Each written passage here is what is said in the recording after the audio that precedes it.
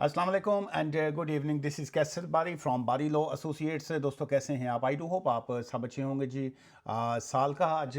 Second day है जी, जो new year का 2 जनवरी है टुडे। और जो आज की वीडियो है इसमें हम बात करेंगे जो जो न्यू वीज़ा रूल्स जो हैं फॉर 2026 जो है, इसमें जो चेंजेस जो हैं वो आ रही हैं।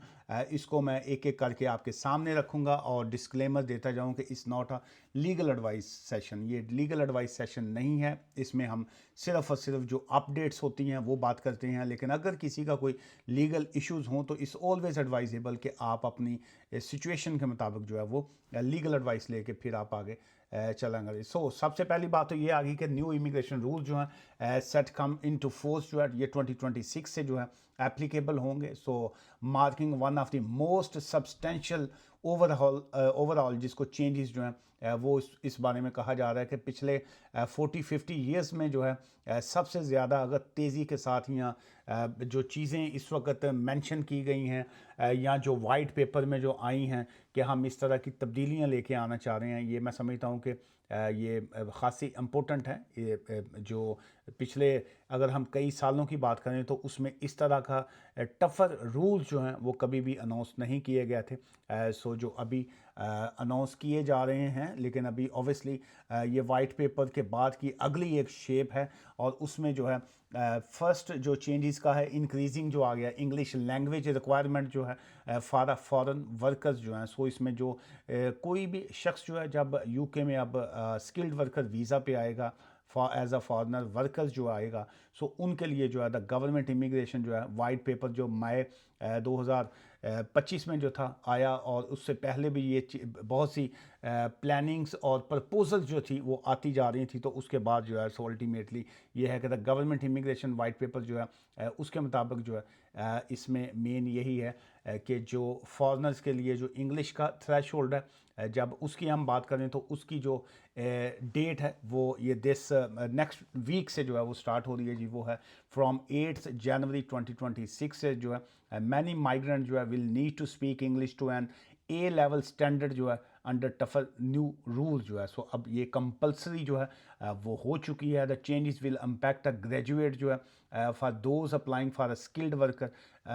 जो स्किल्ड वर्कर वीज़ा है, स्केलअप वीज़ा है उस सभी में जो है ये रूल जो है वो अब 8 जनवरी से जो है वो लागू होगा। Which are the those employed by a fast growing business. Obviously अब स्किल्ड स्पॉन्सर लाइसेंस जो है उसमें सो फार किसी तरह की कोई चेंजेस नहीं की गई हैं, लेकिन उसका भी एक क्राइटेरिया जो है उसमें सब होम ऑफिस ये देखना चाह रहा होता है कि ये एक जेन्युइन बिजनेस है, इस अ लेजिटिमेट बिजनेस। और इस बिजनेस की वजह से जो है अगर किसी को आप स्किल्ड वर्कर वीज़ा देते हैं तो ऑब्वियसली उनको इस तरह का कोई ऑब्जेक्शन नहीं है। और सेकंड जो पॉइंट इसकी तरफ हम आएंगे उसमें ये आ गया to approved person will have to demonstrate B2 level English जो है the equal to the upper intermediate और A level standard instead of है प्रीवियस B1 लेवल जो है। ये उनकी बात हो रही है जो आगे एक्सटेंशन की तरफ जाते हैं। जब आपके पास ऑलरेडी वीज़ा एक होता है और उसके बाद आप उसकी वीज़ा की एक्सटेंशन की तरफ जब आप जाएंगे। और एक और इम्पोर्टेंट इसमें थिंग जेन में रखिएगा, जो लोग पिछले रूल्स में आते हैं उनके लिए ओल्ड रूल्स ही लागू रहेंगे। अगर किसी शख्स का लेट्स से जैसे स्पाउस वीज़ा पे 18,600 थ्रेशोल्ड था और चाहे इस वक्त 29,000 थ्रेशोल्ड है, लेकिन जो ओल्ड रूल्स में आते हैं उनकी एक्सटेंशन भी 18,600 के मुताबिक ही है। इसी तरह जो लोग स्किल्ड वर्कर वीज़ा पे प्रीवियसली मौजूद हैं और उनकी एक्सटेंशन जो है वो भी ओल्ड रूल्स के तहत ही आएगी। द न्यू रूल जो है apply only to a new fresh जो फर्स्ट एप्लीकेंट जिसको कहेंगे या फ्रेश एप्लीकेशन जिसकी कहेंगे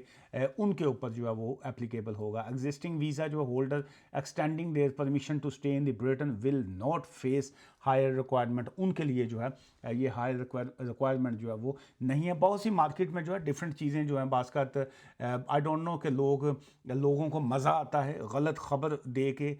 या बाज़ का जो है इस तरह की व्यूअरशिप के लिए न्यूज़ देते हैं, और उसमें आता है कि जी के इंटरनेशनल जो है वो स्किल्ड वर्क, वो जितने वर्क वीज़ाज़ हैं वो बंद कर दिए गए हैं, फ़लाँ हो गया। अब उसके बाद इमिग्रेशन में इतनी मज़ीद सख्तियाँ आ गई हैं, सभी को यहाँ से निकाला जा रहा है। इस तरह की कोई ऐसी खबर नहीं है। सो सिर्फ़ और सिर्फ जो है इंटरनेशनल रिक्रूटमेंट जो बंद हुई है वो हेल्थ केयर के वीज़ाज़ के ऊपर बंद हुई है। न्यू जो लोग हेल्थ केयर वीज़ाज़ पे हैं वो नहीं आ सकते, लेकिन अगर किसी के पास प्रीवियसली हेल्थ केयर का वीज़ा मौजूद है वो स्टिल अपने डिपेंडेंट्स को जो है वो बुलवा रहे हैं, और उनके ऊपर जो है ओल्ड रूल्स ही लागू है, और कोई नॉर्मल स्टैंडर्ड जो स्किल्ड वर्कर वीज़ा है उसके ऊपर कोई पाबंदी नहीं लगी। और सेटल्ड स्टेटस के हवाले से ये जो ख़बरें हैं कि जी के उसको 5 to 10 ईयर्स का जो है उसको रूट जो है वो इसी साल में जो है वो किया जा रहा है, और उसमें ये है कि क्वालिफाइंग पीरियड जो है वो indefinite leave to remain will be extended from 5 to 10 years जो है। सो उसमें and but some could waiting for 20 years, और कुछ बहुत से लोग ऐसे होंगे जो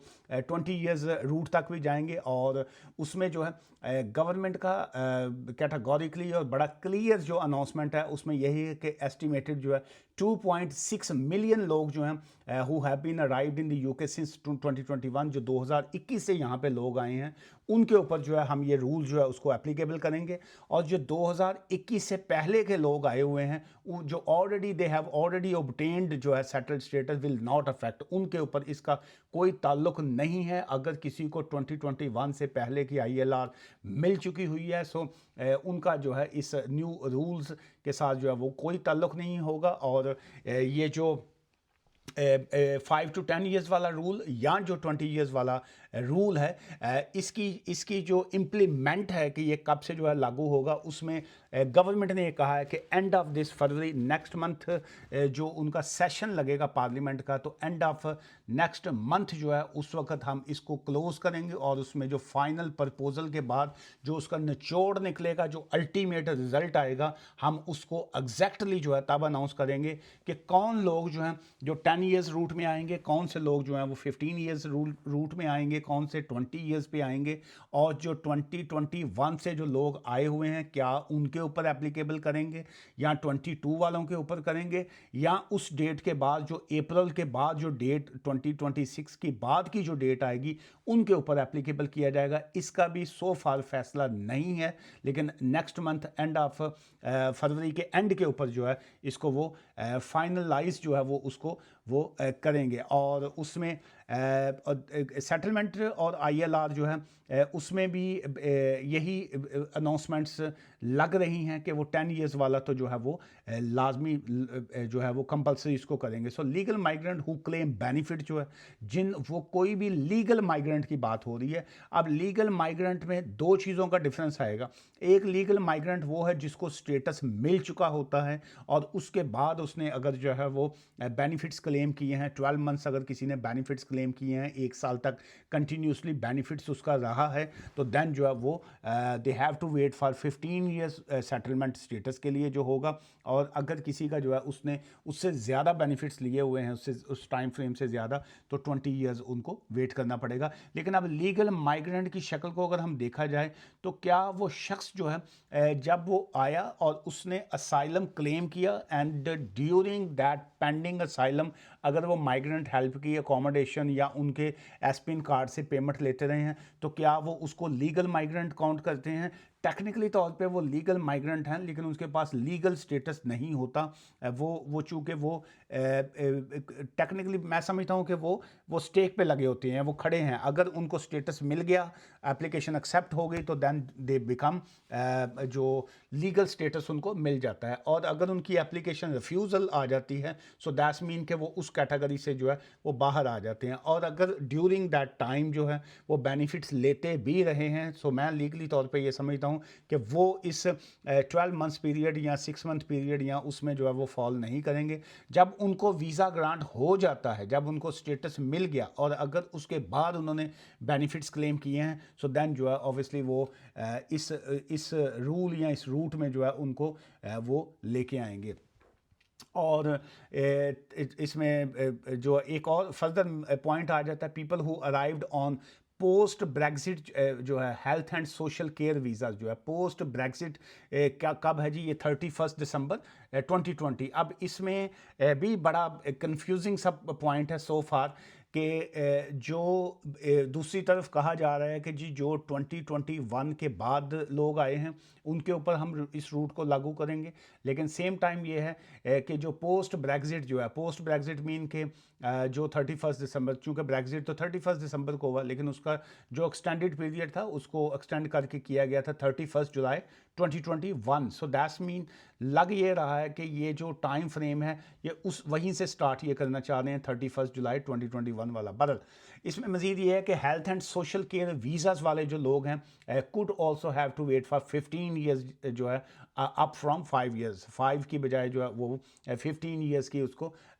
मध्य में जो है वो लेके आएंगे। द चेंजेस आर एक्सपेक्टेड जो है, इसमें गवर्नमेंट ने जो है ये बड़ा क्लियरली कहा है कि वो प्लानिंग में है कि स्प्रिंग 2026 जो है, स्प्रिंग कब आता है जी, ये अप्रैल में आता है। अब इसमें भी थोड़ी कन्फ्यूज़न है क्योंकि मार्च के एंड पे भी आ जाता है, बाज़ का इसको काउंट कर लेते हैं अप्रैल का। अगर हम पिछली हिस्ट्री की बात करें तो उसमें अप्रैल ही का जो है वो टाइम आया। सो उसमें अब यही है कि गवर्नमेंट कंसल्टेशन एंड जो है ये फरवरी के में एंड जो है उनकी कंसल्टेशन जो है ये फाइनलाइज हो जाएगी और उसके बाद जो है वो डेट एक उसकी अनाउंस जो है वो हो जाएगी। और उसमें अब बहुत से लोगों की और भी इसमें इस पे कमेंट्स जो हैं वो आए हुए थे कि जी के क्या जो लोग they are targeting wrong people, कि जी के होम ऑफिस जो है रॉन्ग लोगों को टारगेट कर रहा है। The UK can benefit from a highly skilled individual, कि बहुत से लोग ऐसे हैं जो हाईली स्किल्ड इंडिविजुअल हैं, उनके पास टैलेंट है, उनके पास डिग्री है, उनके पास जो है क्योंकि ये जो अगर हम इनोवेटर फाउंडर वीज़ा की बात करें, इंडोर्समेंट की बात करें, तो उसमें भी जो है बहुत सी एप्लीकेशनों को जो है वो होम ऑफिस अच्छे तरीके से एक्सेप्ट नहीं कर रहा है। आप सारी चीज़ें उनकी अकॉर्डिंग टू देयर चॉइस जो है वो आप उनको दे भी देते हैं, बिजनेस प्लान दे दिया, सारा कुछ दे दिया, उसके बावजूद जो है वो उसको नो की तरफ इसलिए लेके जा रहे हैं कि चूँकि वो जानबूझ के, ये मैं मतलब उस पर ज़्यादा नेगेटिव मैं कमेंट्स नहीं करना चाहता, लेकिन मेन थिंग ये है कि एप्लीकेशन जो है इंडोर्समेंट जो है वो काफ़ी हद तक उसमें नो वाली पोजीशन जो है वो आ रही है। उसमें चूँकि बहुत से हम लोग लॉयर्स जो हैं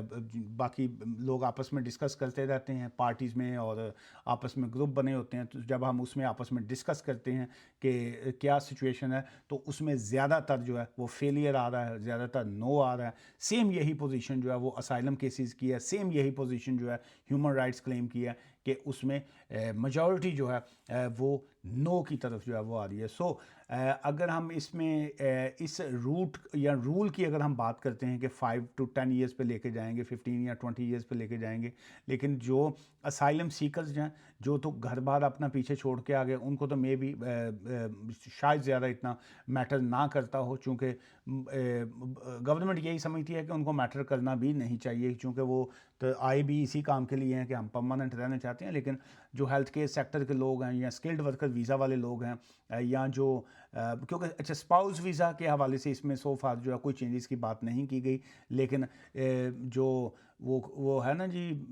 नजम सेठी साहब की जो होती है चिड़िया, हमारे जो इंडियन दोस्त हैं उनको तो नहीं पता होगा, पाकिस्तान के एक बड़े फेमस एक एंकर हैं नजम सेठी, उनकी एक चिड़िया है जो उनको ख़बरें जो है वो दे देती है। सो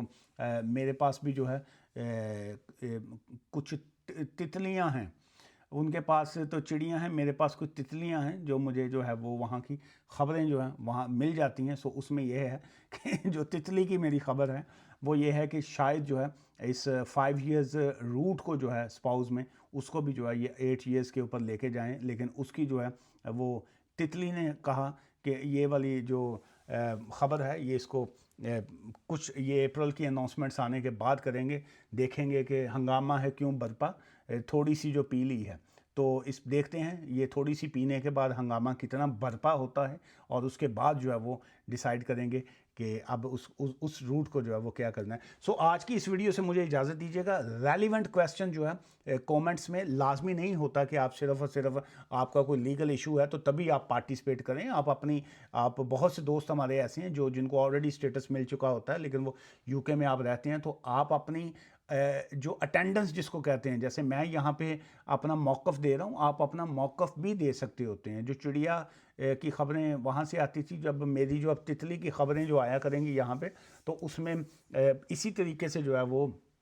बात से बात बढ़ती है और बात पहुंची तेरी जवानी तक। दुआ में याद रखिएगा। Take care. आप सबको जो है नया साल जो है बहुत मुबारक हो, और अल्लाह करे आपका ये साल जो है आप सबके लिए बहुत अच्छा साबित हो। Take care, bye for now and good night.